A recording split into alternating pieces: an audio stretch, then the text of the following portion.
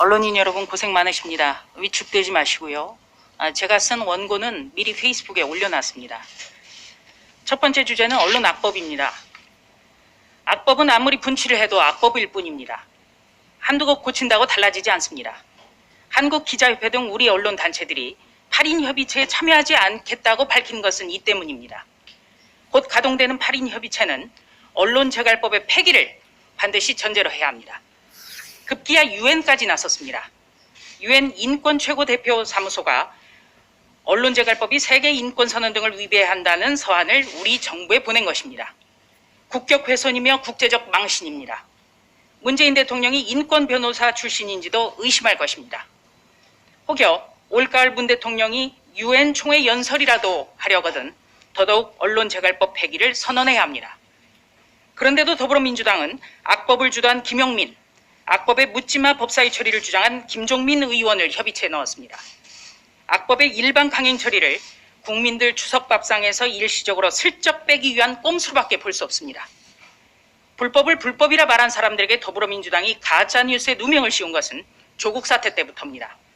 따라서 조국 씨와 일가를 사사건건 비호한 김용민, 그리고 95%의 허위사실 공격이라고 강변한 김종민 의원은 조국 대리인 자격으로 협의체에 참여하는 것으로 볼 수밖에 없습니다. 조국 대리인 말고 차라리 협의체에 조국 씨를 직접 투입하길 바랍니다. 어떤 경우든 언론의 자유는 흥정의 대상이 될 수 없습니다. 협의체는 언론재갈법 영구 폐기부터 선언하고 언론의 자유와 책임, 법의 실효성을 함께 높이는 사회적 합의를 내놔야겠습니다. 두 번째 주제는 이재명 경기지사입니다. 9월 7일 국회 앞 호텔에서 예정돼 있던 경기도 사립학교 공정채용 국회 토론회가 취소됐다고 경기도가 밝혔습니다. 국회 앞에 잔뜩 내걸린 현수막을 보고 국회 앞에서 하려는 이유를 제가 경기도에 문의했습니다. 그러자 코로나19에 따른 4단계 조치가 계속되어 있다며 아예 일정을 취소해버렸습니다.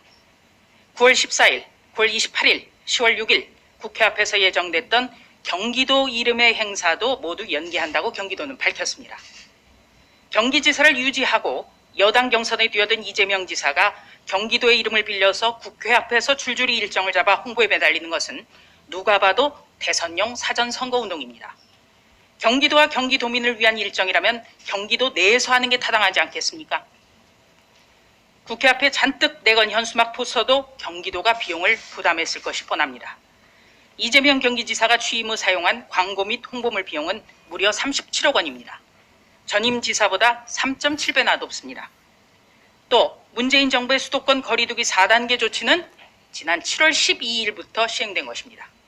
더불어민주당 소속 경기지사가 이것을 몰랐다는 겁니까? 기본이 먼저입니다. 경기지사 신분으로 기본소득, 기본대출 같은 대선용 구호를 외치기 전에 기본부터 깊이 생각하길 바랍니다.